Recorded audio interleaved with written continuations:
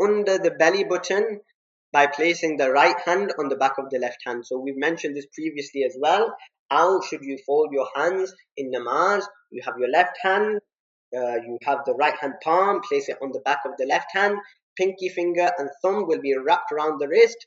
The remaining three fingers placed on the forearms.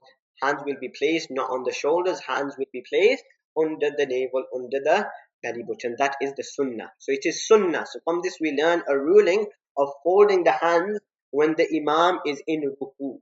So when the imam is in ruku, okay, and you are joining the congregation, then you don't have to fold your hands.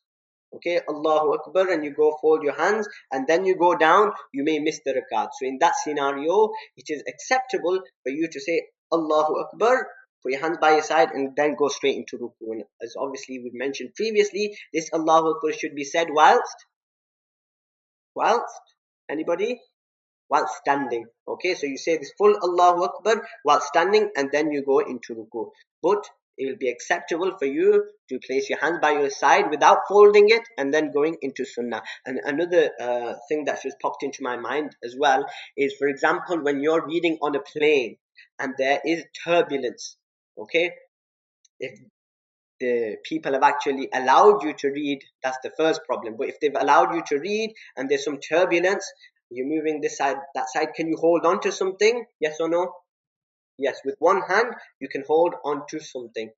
Okay, because folding the hands is sunnat, so it's not necessary. So if you hold on to something with one hand, the namaz will still be valid.